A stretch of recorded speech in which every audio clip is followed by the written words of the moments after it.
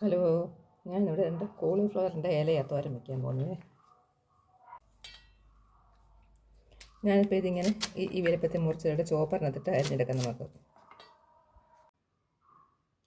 അപ്പോൾ അരിഞ്ഞെടുത്ത ഇല നമുക്ക് ഇത് ചോപ്പറിലോട്ട് ഇട്ട് കൊടുക്കാം. നമുക്കിത് അരിഞ്ഞെടുക്കാം. ഇനി നമുക്കിത് അരിഞ്ഞെടുക്കാം.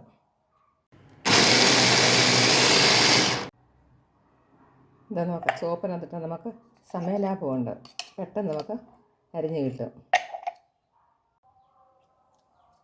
ഇപ്പം ചോപ്പറിലിട്ട് നമുക്കിത് ഇങ്ങനെ അരിഞ്ഞ് കിട്ടും, നമുക്ക് എളുപ്പമുണ്ട്. ഇപ്പം ഞാൻ പാൻ അടുപ്പ് വെച്ച് പാൻ ചൂടാൻ നമുക്ക് എണ്ണ ഒഴിച്ചു കൊടുക്കാം. എണ്ണ ചൂടാൻ നമുക്ക് കടുക് ഇട്ട് കൊടുക്കാം.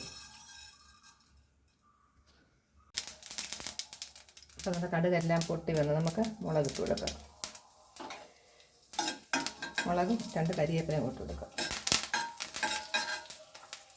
എന്നിട്ട് അതിന് ചേർക്കാനായിട്ട് ഒരു പച്ചമുളകും 1 സബോള എടുത്തിട്ടുണ്ട്, അതും കൂടെ നമുക്ക് ഇട്ട് കൊടുക്കാം.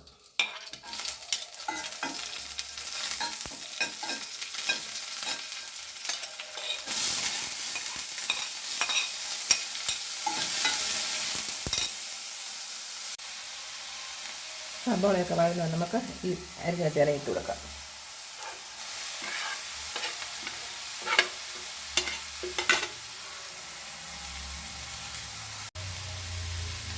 കൂടെ തന്നെ ഉപ്പ് ഇട്ട് കൊടുക്കാം ആവശ്യത്തിന്. ഒക്കെ ഇളക്കി അടച്ച് വയ്ക്കരുത്.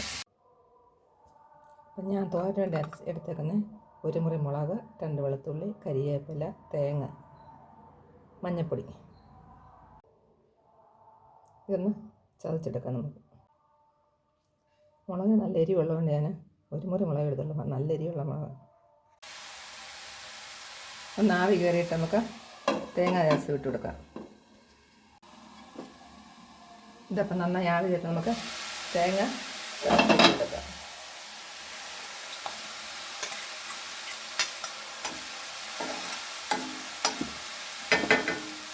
ഒന്ന് അടച്ച് വെച്ചെടുക്കാം. തേങ്ങ ഒന്ന് വെന്ത് വരട്ടെ.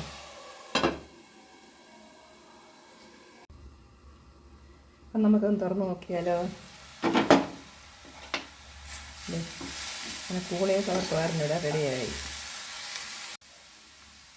ഇതിൻ്റെ വെള്ളം ഒന്നുകൂടെ തോർന്നിട്ട് നമുക്കിത് സെർവിങ് പ്ലേറ്റിലോട്ട് മാറ്റാം. അപ്പോൾ എൻ്റെ കോളിഫ്ലവറിൻ്റെ ഇലത്തോരൻ ഇവിടെ റെഡിയായി. നിങ്ങളെല്ലാം ഒന്ന് വെച്ച് നോക്കണേ. വീട്ടിൽ കൃഷിയുള്ളവരെല്ലാം വെച്ച് നോക്കണം.